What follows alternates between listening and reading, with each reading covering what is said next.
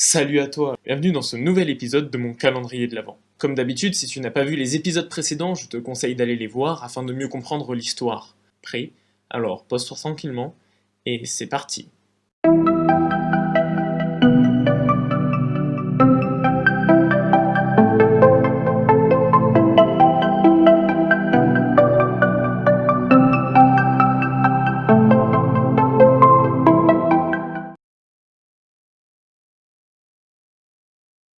11 Oubra 558. Harp et sa compagne rentraient chez eux après une longue journée. Ils travaillaient ensemble en tant qu'enquêteurs et étaient depuis un moment sur un dossier qui sortait de la norme. Celui-ci les obligeait à se cacher, aussi dans leur vie privée. Ils arrivaient donc chez eux avec 10 minutes d'écart, la femme d'abord et l'homme ensuite. En rentrant dans l'appartement, une bonne odeur de pain chaud accueillit Jace. Sa cuisine autonome avait déjà préparé le repas, et elle dressa la table. Quand Harp arriva, elle lisait une étude sur le traitement des déchets des Vérougiens par des espèces extraterrestres originaires de la planète. Celles-ci se nourrissaient des déchets métalliques, mais les scientifiques commençaient à remarquer des effets néfastes pour la santé de certains individus qui assimilaient des déchets mal triés, et tentaient d'alerter l'opinion publique sur ce sujet. Elle posa son article, et ils se mirent à table. Ils avaient une règle simple, ne pas parler du boulot une fois chez eux. Mais l'affaire sur laquelle ils étaient était trop importante pour ne pas l'évoquer. Après quelques tentatives pour lancer des conversations banales, Jace abandonna. Tu crois que c'est vraiment ça? On entend parler partout depuis l'événement de ces objets qui tombent dans le ciel.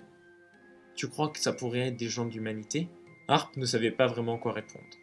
Et même si des personnes de l'humanité venaient sur leur planète, l'enquêteur ne savait pas si c'était une bonne ou une mauvaise nouvelle.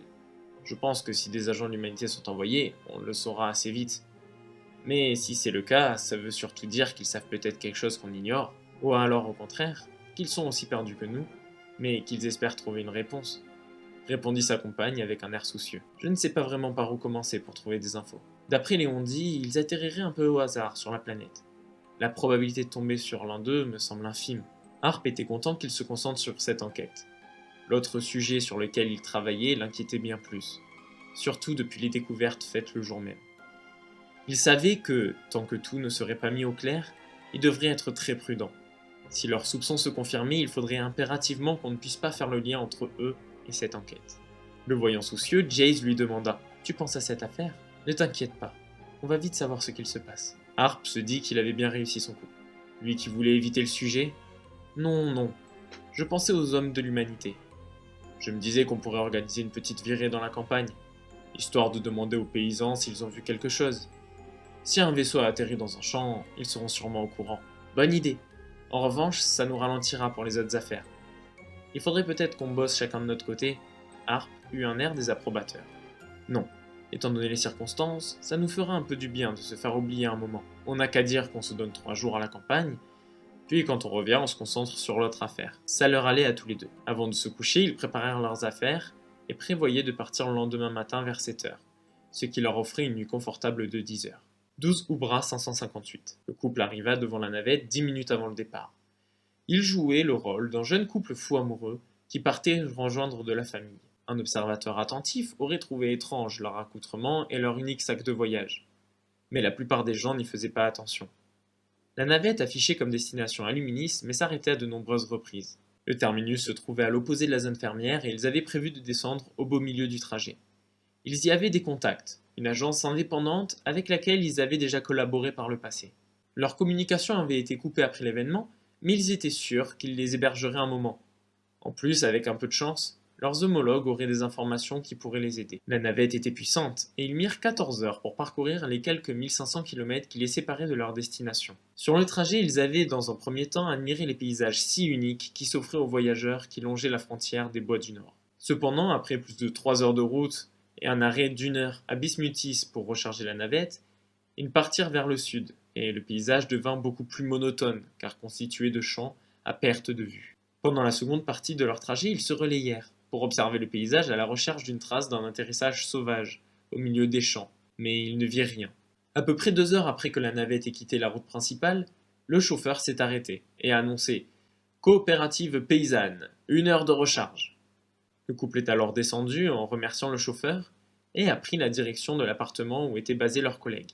Quand ils arrivèrent devant, il était affiché sur la porte « Société Jackson et Fils » et un écran informait que le cabinet était ouvert. Ils toquèrent et un visage familier vint leur ouvrir. Harp, Jace, quelle bonne surprise! Entrez! Wills les conduisit à l'intérieur. Ils saluèrent Keller, qui fut aussi agréablement surpris de les voir. Après que le couple ait exposé le motif de leur visite, leurs amis leur proposèrent de les héberger le temps du séjour, et Wills fit le point sur ce qu'il savait. On a entendu les mêmes rumeurs sur la possibilité que ces objets soient envoyés par l'humanité. Ce qui nous semble le plus probable, c'est que ce soient des miliciens, ou des scientifiques qui seraient envoyés pour comprendre ce qu'il se passe. On a appris hier qu'un paysan à une centaine de kilomètres de là aurait perdu une parcelle, suite à un atterrissage, mais c'est des on-dit et on n'a pas encore pu aller le vérifier. Harp semblait satisfait. Si ce que Wills disait était vrai, il serait rapidement fixé sur la nature de ces objets. Ils se firent indiquer la direction du lieu possible de la chute et décidèrent qu'ils s'y rendraient le lendemain.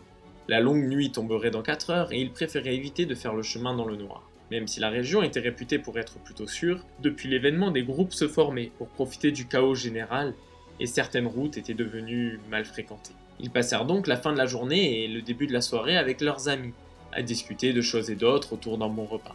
Le contraste avec la ville était saisissant. Le calme ambiant était reposant et l'absence de technologie en abondance perturbait dans un premier temps, mais on s'y habituait rapidement. Une fois l'étonnement passé, Harp et Jace apprécièrent la lumière jaune du feu de cheminée et des ampoules à incandescence qui contrastaient avec les éclairages des néons et des écrans holographiques omniprésents chez eux. Quand la soirée fut terminée, les deux groupes se retirèrent chacun de leur côté. Harp et Jace préparaient déjà la suite de leur périple.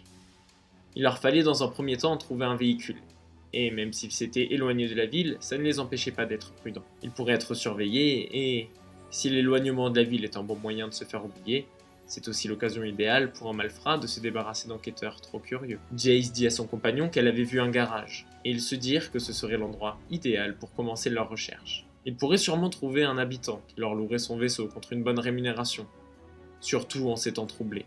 Ils auront simplement à le facturer à leur client anonyme qui avait commandé ces recherches. Leur décision prise, ils s'endormirent profondément, car le lendemain s'annonçait chargé.